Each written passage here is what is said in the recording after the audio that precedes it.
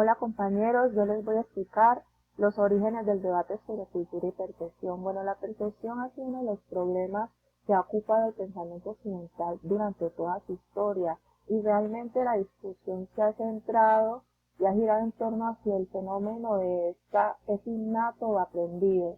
Y durante los siglos XVIII y XIX se enfrentaron dos corrientes, el nativismo y el empirismo, que la primera afirmaba y sostenía que la percepción tenía un origen innato y la segunda, el empirismo, decía que la percepción era un proceso de aprendizaje durante el contacto del organismo con el medio.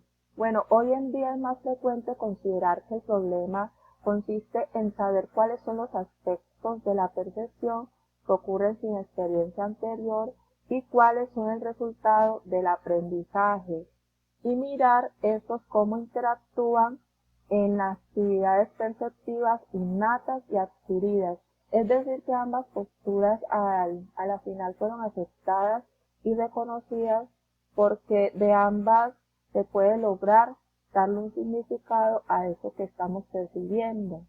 Bueno, en los momentos iniciales y más decisivos en la temática del siglo XIX, fueron expuestos por antropólogos y psicólogos de la Universidad de Cambridge. Estos fueron los responsables del primer estudio comparativo riguroso y sistemático sobre las capacidades sensoriales y cognitivas de los habitantes del estrecho de Torres entre Nueva Guinea y Australia y de India Meridional.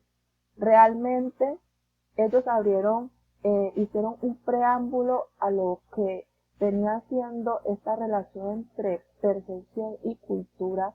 Sin embargo, el trabajo más fructífero lo hizo William Hans Rivers, quien pudo refutar el viejo mito de la supuesta extraordinaria capacidad visual de los pueblos primitivos.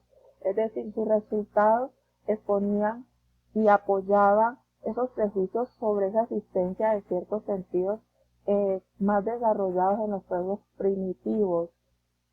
Para River, las diferencias entre salvajes y occidentales en la agudeza visual que efectivamente existían aparecían debido a que los primeros prestaban más atención a los detalles de su ambiente, los primitivos, atendiendo con minuciosidad los elementos constituyentes de su hábitat, es decir, que debido a sus condiciones de vida, estos individuos se convertían en expertos en hacer discriminaciones finas y relevantes para su supervivencia y la de los suyos.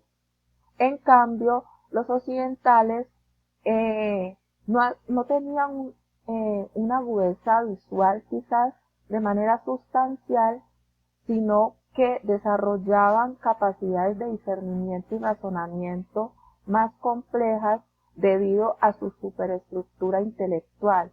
Es decir, mientras tanto los primitivos le daban en su actividad mental mucha relevancia a la dimensión sensorial porque ellos eh, eran, eran, eran creyentes de muchas prácticas, de lo sobrenatural, del cosmos. En cambio, los occidentales se dieron a la tarea de desarrollar como un proceso mayormente complejo para darle como todo ese significado a estos estímulos que recibían del exterior.